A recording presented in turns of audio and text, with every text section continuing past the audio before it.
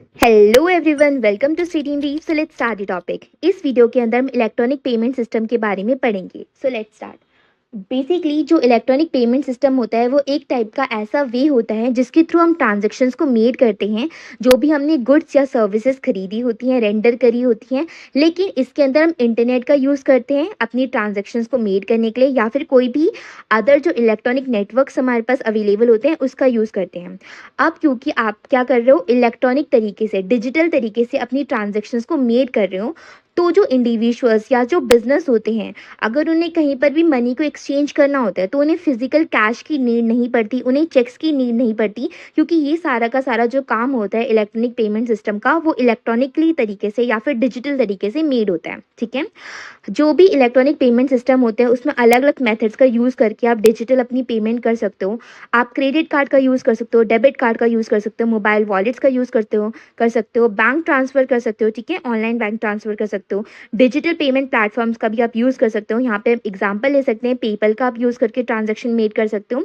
तो अब ये जो सिस्टम है काफ़ी ज़्यादा कन्वीनिएंट हो चुका है, बिकॉज़ यहाँ पे हमें कभी भी फिजिकल कैश कैरी करने की नीड नहीं पड़ रही, कोई भी चेक की नीड नहीं पड़ रही। यहाँ पे हमारे जो जितने भी पैसे हैं, जो भी हमें ट्रांजैक्शन मेड करनी है, वो हम डिजिटल तरीके से आसानी से कर पा रहे हैं। नाउ इसके अंदर जो सब टॉपिक आता है, दैट इज इसके टाइप्स क्या होते हैं। सो फर्स्ट टाइप होता है क्रेडिट कार्ड।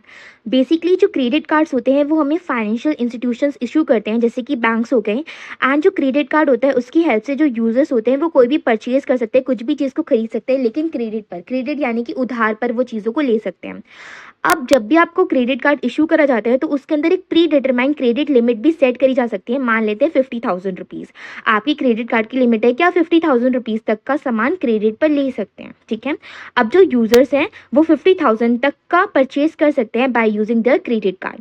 लेकिन क्रेडिट कार्ड क्या है, उधार पर लिए हुए पैसे हैं। तो अब क्या करना है, अगर आपने उस पैसों का आप यूज कर रहे हो, उधार पर लिए जो पैसे होते हैं उसको आपको क्या करना होता है, रीपे भी करना होता है। ठीक है। ऐसा नहीं कि आपने उधार पे पैसे ले लिए तो अब आप उसको रीपे नहीं करोगे, बल्कि आपको उसे पैसे वापस करने होते हैं। जहाँ से भी आपने, जोन से भी फाइनेंशियल इंस्टीट्यूशन से क्रेडिट कार्ड को खरीदा है, वहाँ से आपको रीपे करना होता है उसको, उसमें एक इंटरेस्ट अमाउंट भी लगती है। इसका एग्जाम्पल हो सकते हैं क्रेडिट कार्ड की अलग अलग कंपनीज हो सकती है, जैसे कि वीज़ा, मास्टर कार्ड वगैरह, अमेरिकन एक्सप्रेस हो गए। तो आप इनके क्रेडिट कार्ड यूज़ कर सकते हैं एंड फिर आपको क्या करना होगा, रीपे करना होगा amount with the interest. Now the second type can B debit cards. Basically जो डेबिट कार्ड्स होते हैं वो डायरेक्टली लिंक्ड होते हैं यूज़र के बैंक अकाउंट से। जितना भी यूज़र के बैंक अकाउंट के अंदर पैसे रहते हैं उतनी ही लिमिट होती है डेबिट कार्ड की। अब आपने अगर कोई भी परचेज़ मेड करी है एंड आप डेबिट कार्ड का यूज़ करते हो उसको परचेज़ करने के लिए, तो ये काफ़ी ज़्यादा कन्वीनियंट होगा आपके लिए, क्योंकि यहाँ पे आपको कोई भी फिजिकल वे में मनी कैरी करने की ज़रूरत नहीं है, बल्कि आप ईजिली डेबिट कार्ड को स्वाइप कर कर अपनी पेमेंट को मेड कर पाओगे। यहाँ पे कुछ कॉमन डेबिट कार्ड्स प्रोवाइडर्स हैं, जैसे कि हमारा वीज़ा डेबिट हो गया, मास्टर कार्ड डेबिट हो गया, ये कुछ डेबिट कार्ड्स हैं। Now the third type can B mobile wallets. जो मोबाइल वॉलेट्स होते हैं वो पेमेंट इन्फॉर्मेशन को सिक्योरली स्टोर करके रखते हैं किसी भी मोबाइल डिवाइस के अंदर, जिसकी हेल्प से जो यूज़र्स होते हैं वो पेमेंट मेड कर पाते हैं, पेमेंट इन स्टोर कर पाते हैं, ऑनलाइन पेमेंट दे पाते हैं, या फिर इन ऐप का यूज़ करते हुए अपने स्मार्टफोन्स के अंदर ऐप का यूज़ करते हुए पेमेंट कर पाते हैं। जो मोबाइल वॉलेट्स होते हैं बेसिकली इसके अंदर कुछ फीचर्स होते हैं, जैसे कि loyalty programme integration and digital receipt इसके अंदर आपको मिलती हैं। यहाँ पे कुछ एग्जांपल ले सकते हैं हम, एप्पल पे हो गया, गूगल पे हो गया, या फिर सैमसंग पे हो गया। Now the fourth type can B online banking transfer. Basically जो ऑनलाइन बैंकिंग ट्रांसफ़र है इसकी हेल्प से जो यूजर्स होते हैं वो इनेबल हो जाते हैं कि वो अपने पैसों को, अपनी मनी को ट्रांसफ़र कर पाते हैं इलेक्ट्रॉनिकली तरीके से बिटवीन बैंक अकाउंट्स के बीच में।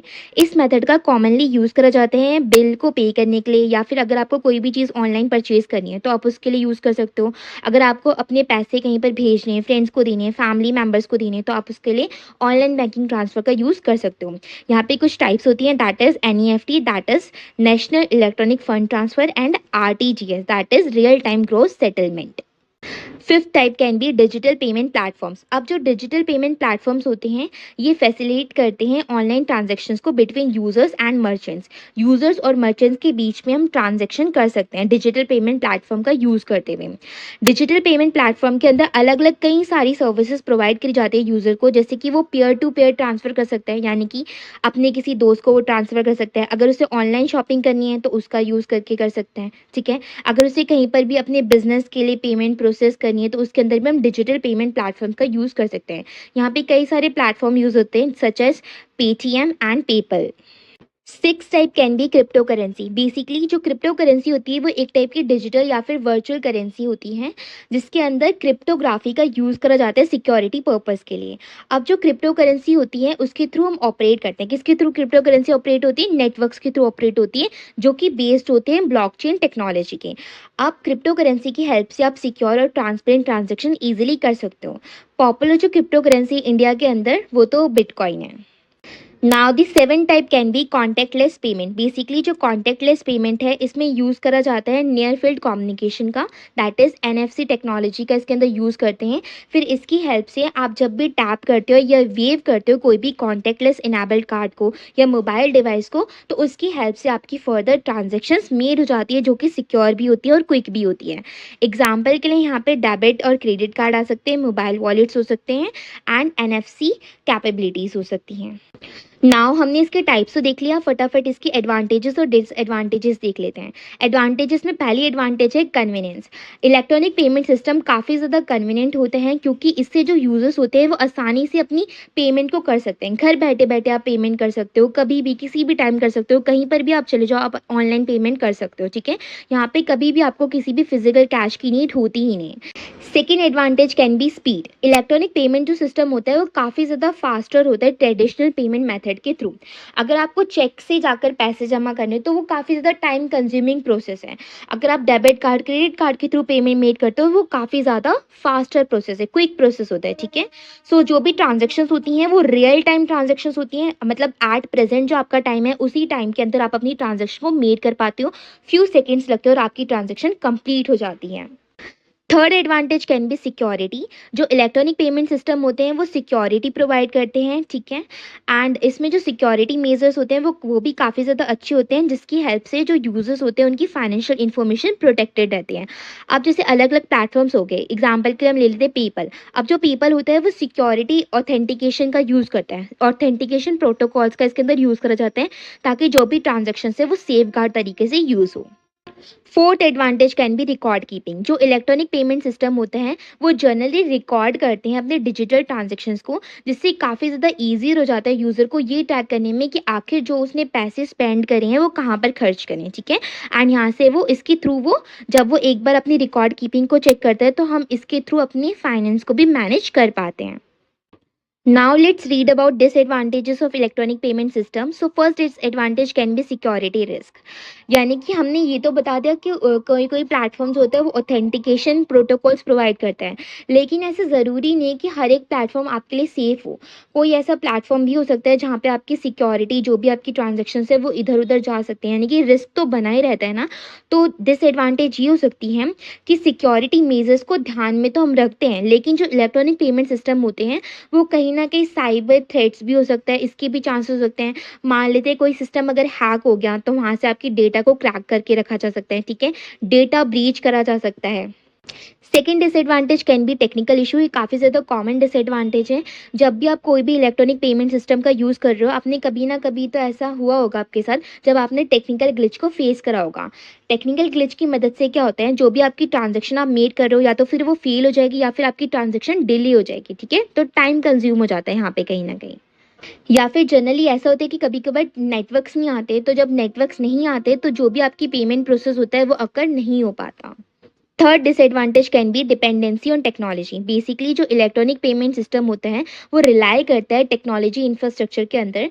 अब इससे क्या होता है, जो आपका सिस्टम है वो फेल हो जाएगा या फिर डाउन टाइम शो होगा आपको। ठीक है, क्रैशेस आ जाते हैं, कभी कभार क्रैश हो जाता है आपका नेटवर्क इशू में प्रॉब्लम आती है, पेमेंट आपका आगे अहेड नहीं हो पाता। Fourth can be transaction fees.